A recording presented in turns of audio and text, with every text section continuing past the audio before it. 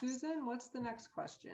The next question actually comes from me, and it is, in your work as a homicide detective, has the exposure to so much criminal behavior affected your view of the world or your relationship with God? Well, not so much my relationship with God, but I came in with that view of the world, right? Because I was working these silly cases long before I became a Christian. Does it affect your view of the world? Yeah. I think that not everyone can do this job. And it's not that the job selects out those who can't do it. And I've seen it over and over again. Some homicide scenes are harder to work than others, are more disturbing than others, especially involving kids usually. And if you're the kind of person who struggles with that kind of thing, you're not going to be able to do it. And I've seen guys or gals too not be able to do it because it's just too disturbing. Um, so how I've learned to do this, and this is I tell this all the time, is that I've just learned to draw the circle in very tight around the people I am willing to cry about. And it's just my immediate family and my dog. But I have a cat in the other room, and that cat's outside my circle. Okay, just but the dog is inside the circle.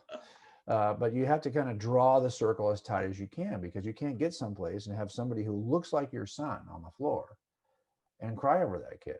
You got to work the case. If you don't do it, who's going to do it? So I just have drawn that circle super tight, and I did that before I became a Christian. Now, what struggle is that as a Christian, you're called to open your circle up and to love and care about people that you ordinarily, even the people who don't like, challenge to kind of open the circle up. But I think that's just a skill set that you develop, and then you don't worry about it. You just develop that skill, and then, or yes, it's the kind of person you are, and you're able to do this job. You have to be able to see dead people as things, not as people. And that's one way that which your Christian worldview can probably help, because if Christianity is true, we are soulish creatures who possess bodies, and when our soul is gone, the body's left, but that's just your body. You don't cry over someone's shoes, so why are you going to cry over the body? The soul's already gone. The real identity as soulish creatures is already with God, if they're a believer, and so you don't have to worry about the shoes they left behind on the porch. And that's kind of how you have to see this, or you won't be able to work it. And as far as my relationship with God goes, I mean, I think that's the struggle, is just trying to figure out how to open the circle up. But most people who know me will tell you that I'm the most pessimistic person they know. But that's because pessimism solves cases. If you trust everybody, no one goes to jail. If you don't trust anybody, somebody will eventually go to jail. So it's a matter of, is that a skill set? And you need at least a few people in your world to have that attitude if you want to solve any cases. So I think it's a, I mean, I'm not as much a pessimist about my people inside my circle, but I am more pessimistic, and nothing would surprise me.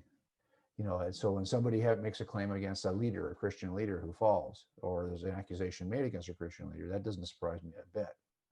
And my skepticism says, oh yeah, that's probably what happened. That's just the way we are as humans.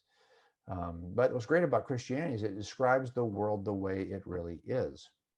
And our fallen human nature is described in the New Testament pretty well. I just wanted to remind everyone that on November 10th, we're going to have Lindsay Medenwalt of Mama Bear Apologetics. Hi, Lindsay. She's going to give us a presentation on world religions and how to prepare for missionaries at your door. Excellent. And then on December 8th, we will have another guest speaker give a talk on apologetics related to Christmas topics. Then on January 5th, we'll be resuming our weekly discussions on our new book selection, which is The Case for the Resurrection of Jesus by Gary Habermas and Mike Licona. And we do know that we will have another author Q&A for that book as well. So exciting. So make sure you invite your friends and request the Zoom links because they will be different for each of those events. And you can do that by contacting us on Facebook, Instagram, on our website, or you can email us at girltalkapologetics@gmail.com.